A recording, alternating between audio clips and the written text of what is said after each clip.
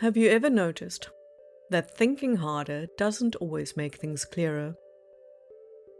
Sometimes, the more we think about a situation, the more complicated it becomes. Every possible answer seems to create 3 new questions, and before long, we're replaying the same conversation, imagining different outcomes, and trying to untangle thoughts that seem to have tied themselves into impossible knots. If you're anything like me, you might even convince yourself that if you just think about it for a little longer, the answer will eventually appear. But what if the problem isn't that you haven't thought about it enough? What if the thing you're missing isn't more effort, but a different perspective?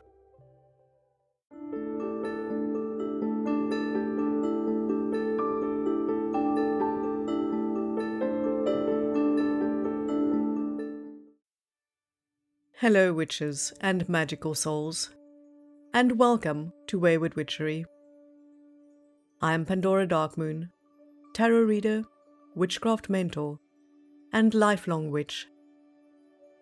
If thoughtful spirituality, honest reflection, and practical magic are your cup of tea, you're in exactly the right place. Today we're exploring when self-reflection isn't enough, and how to recognize when another perspective can help. So, grab a cuppa, settle in, and let's get witchy. I think self-reflection is one of the most valuable things we can do. It's how we begin to understand ourselves. It's how we notice patterns, question assumptions, and gradually become a little more aware of why we think, feel, and react the way we do.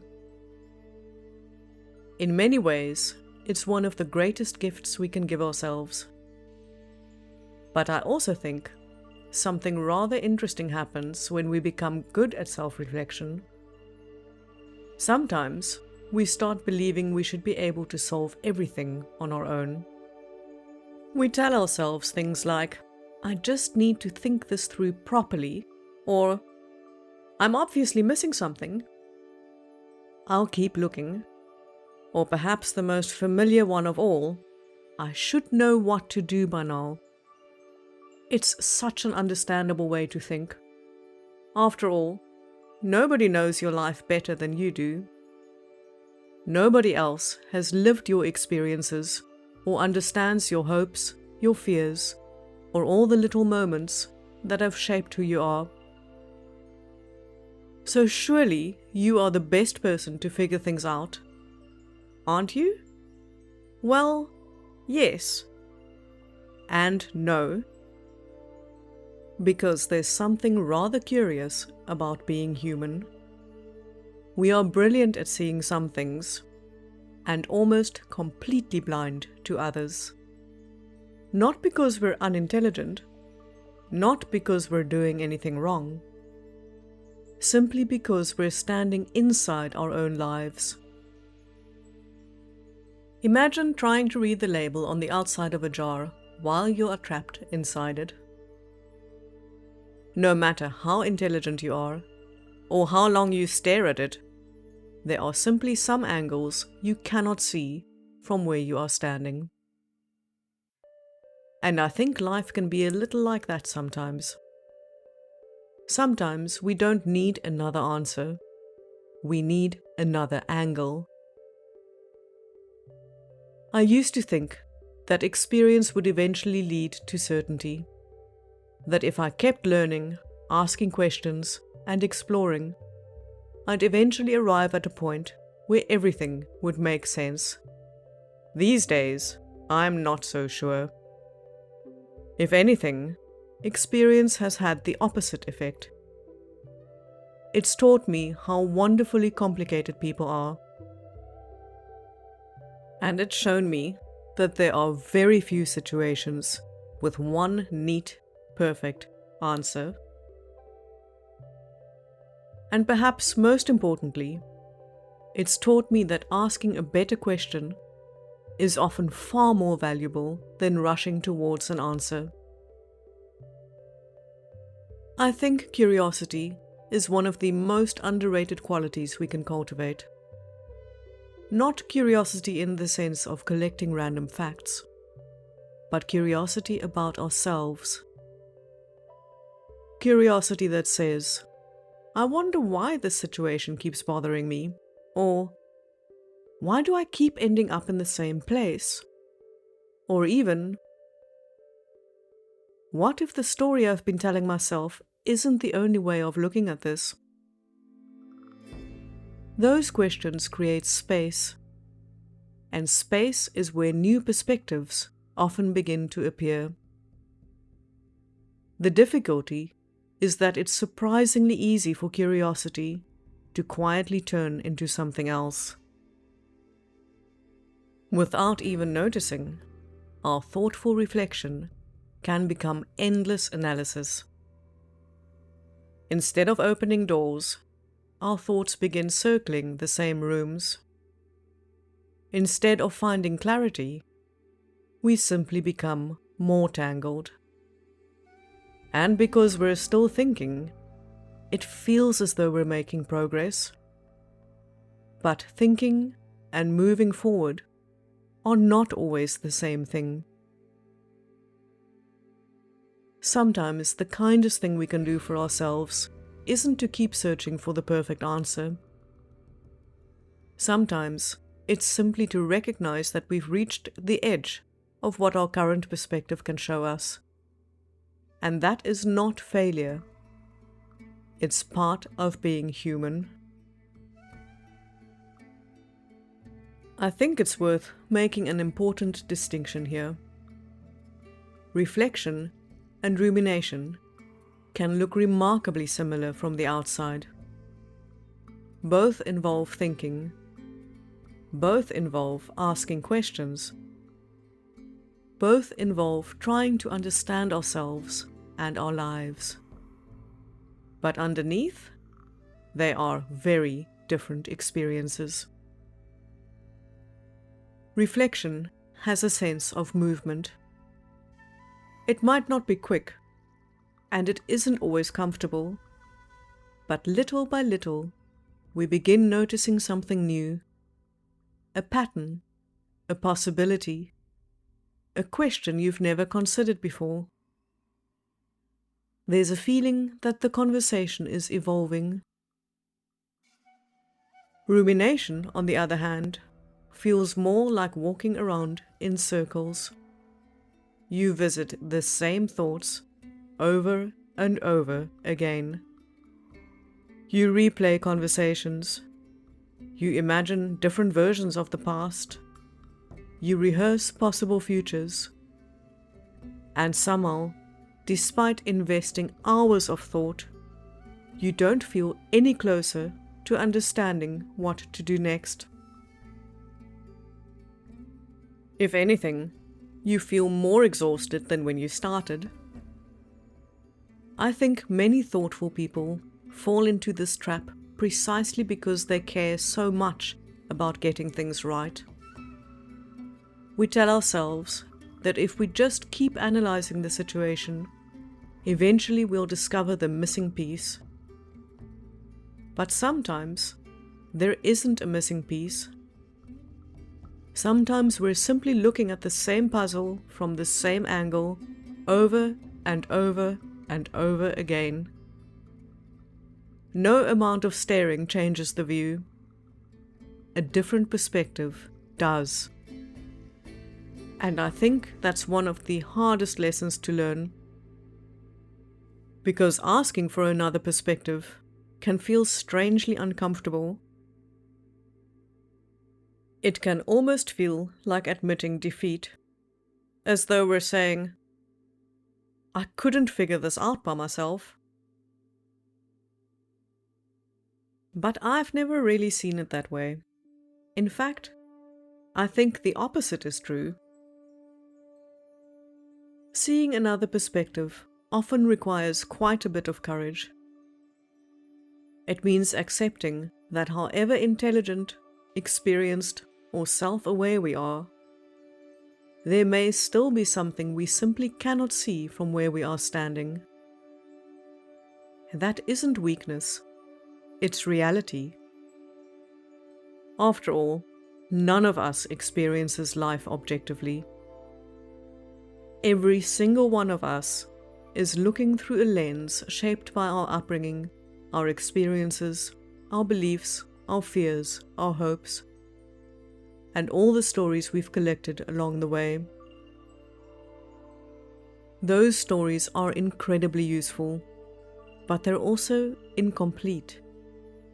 Sometimes they've served us well for years.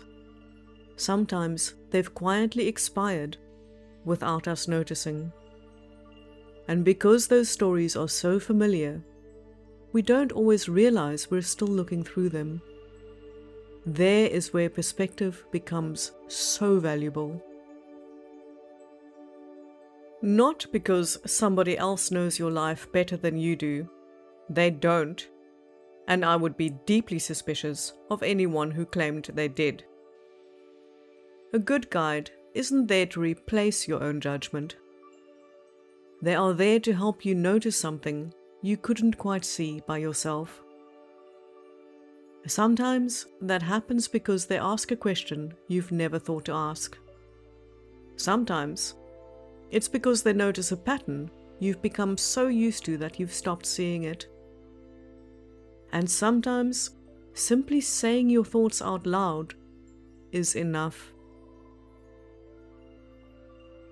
Have you ever had that experience where you've been trying to solve a problem for days, only to explain it to someone else, and suddenly you hear yourself say something that makes you stop mid-sentence? You think, hang on, I hadn't realized I believed that, or, well, that's interesting. Nothing magical happened. Nobody handed you the answer. But somehow, the act of looking at the problem from a slightly different angle allowed something to shift. I think that's because clarity doesn't always arrive as an answer. Sometimes it arrives as a better conversation. And perhaps that's why I've always been drawn to asking questions rather than giving neat, tidy conclusions. Whether I'm teaching, mentoring, or reading tarot, I find myself becoming much more interested in the questions than the answers. Not because answers are not important, but because the right question can change the entire landscape. If someone tells you what to think, you've borrowed their conclusion. If someone asks a question that helps you see something for yourself, you've discovered your own. Those discoveries tend to stay with us. They're not just ideas we've collected. They've become part of how we understand ourselves. And I think that's a much more solid foundation to build on. Because life isn't really a series of problems to solve once and for all. It's an ongoing conversation. We're constantly learning, adjusting, letting go of old assumptions and discovering new ones. At least, that's been my experience. The older I get, the less interested I become in certainty. And the more fascinated I become by curiosity. Not because curiosity gives us all the answers, but because it keeps the conversation alive. It reminds us that there may always be another way of looking at something, another question worth asking, another perspective waiting just around the corner. And sometimes that's exactly what helps us move forward. I think another idea is worth gently questioning. Somewhere along the way, many of us seem to have picked up the belief that asking for guidance is something we do only when everything has gone spectacularly wrong. We imagine that reaching out for another perspective somehow means we've reached breaking point. But I don't think that's true at all. Some of the most valuable conversations I've had with people haven't happened during a crisis. They've happened when life was perfectly ordinary. Nothing was falling apart. Nobody needed rescuing. There wasn't a dramatic decision to be made. Instead, there was simply a quiet feeling that something wanted exploring. Perhaps a new chapter was beginning. Perhaps an old way of thinking no longer quite fitted. Or perhaps life was going well, but they wanted to understand why, so they could build on that momentum rather than leaving it to chance. I think that's a wonderful reason to seek another perspective. Not because something is wrong, but because something is possible. There's quite a difference. When we only allow ourselves to ask for guidance during a crisis, we unintentionally turn reflection into emergency maintenance. It's a bit like only servicing your car once the engine starts making alarming noises. Most of us wouldn't treat our cars that way, yet we're surprisingly willing to treat ourselves that way. Sometimes, the most meaningful conversations happen long before anything has gone wrong.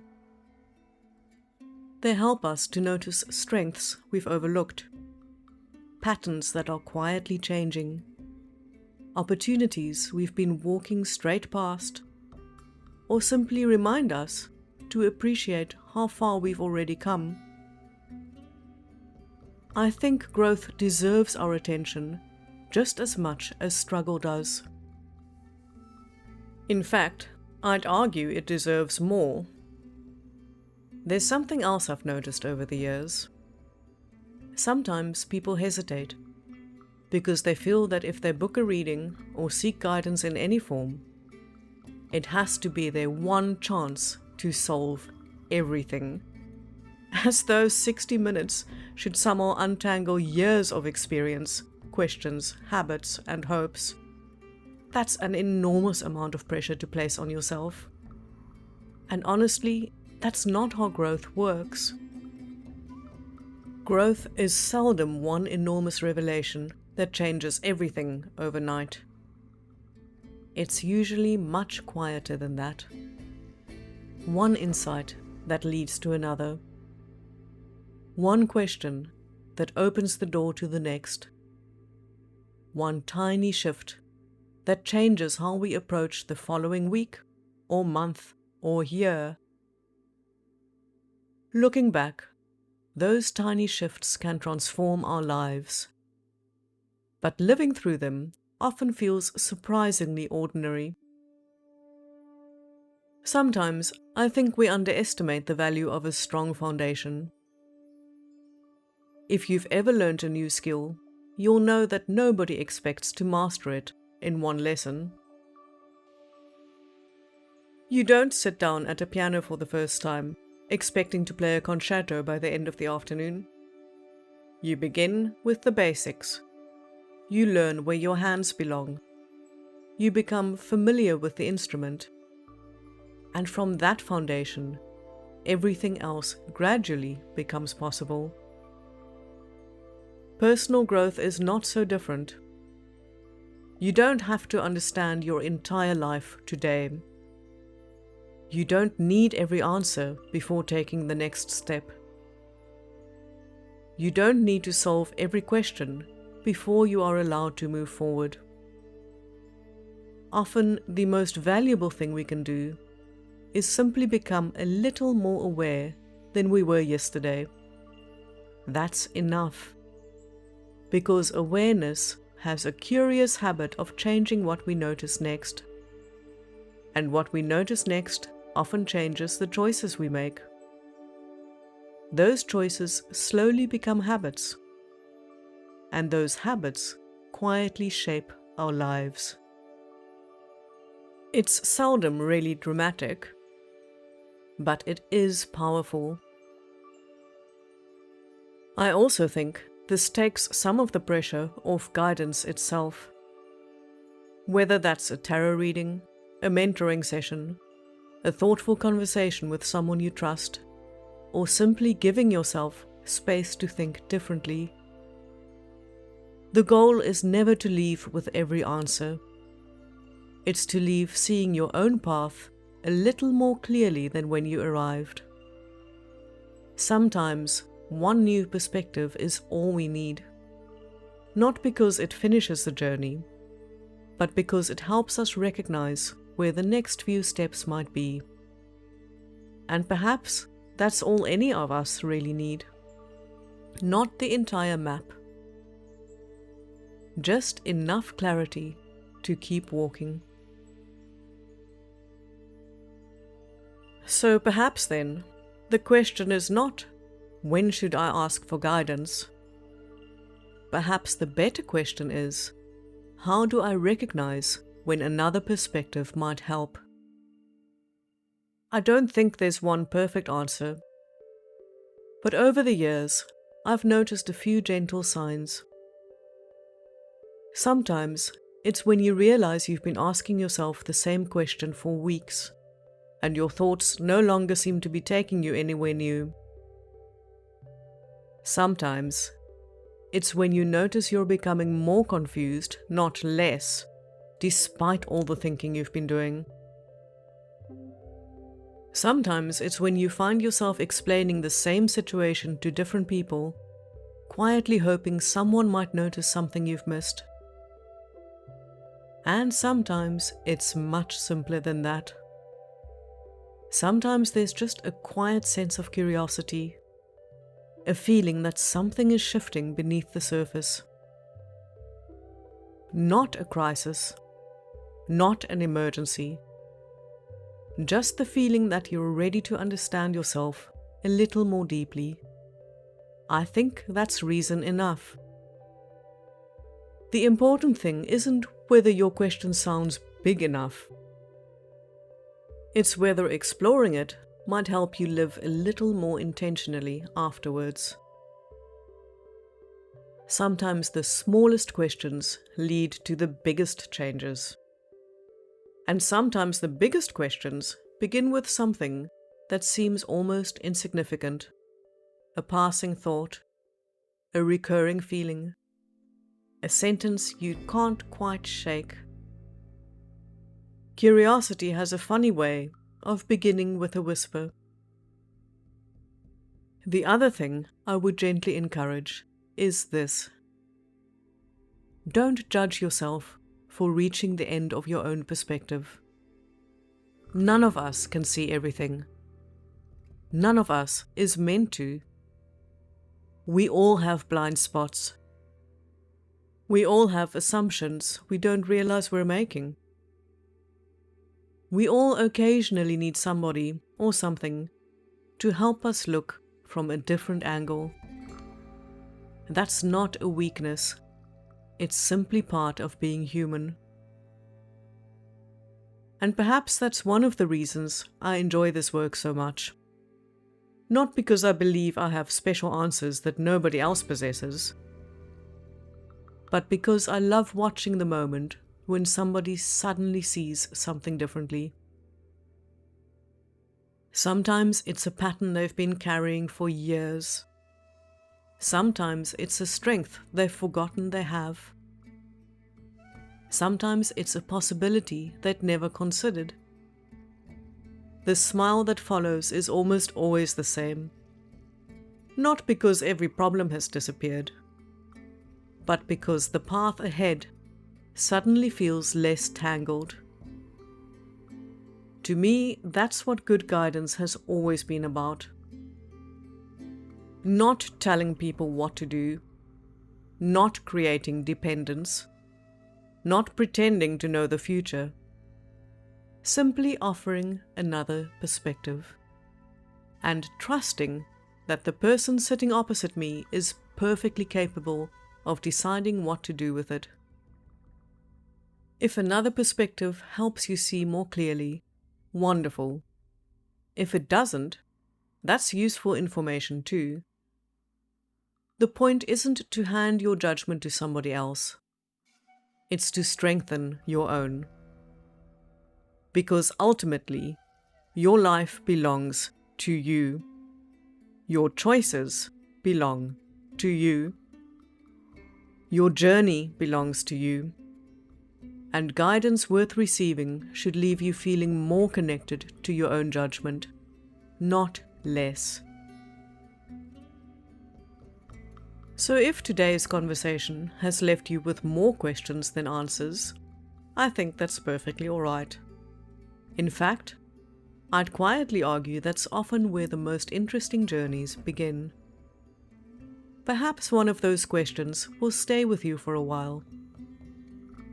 Perhaps you'll notice something about yourself tomorrow that you hadn't seen before. Perhaps you'll discover that one tiny shift in perspective changes how you approach something that once felt impossible. Or perhaps you'll simply remember that you don't have to untangle every knot alone. Sometimes clarity doesn't arrive because we finally thought hard enough. Sometimes it arrives because we are willing to look from somewhere new. And I think that's a rather hopeful thought to end on. Thank you for joining me at Wayward Witchery today. I hope something in this episode brought a little more clarity, or perhaps just a different perspective, to your own journey. If today's conversation has left you wondering whether another perspective might help, you are very welcome to explore the tarot readings, guidance sessions, and our free connection call over at waywardwitchery.com. They're all simply different ways of continuing the kinds of conversations we begin here. Until next time, keep your heart wild, your ethics strong, and your mind always curious.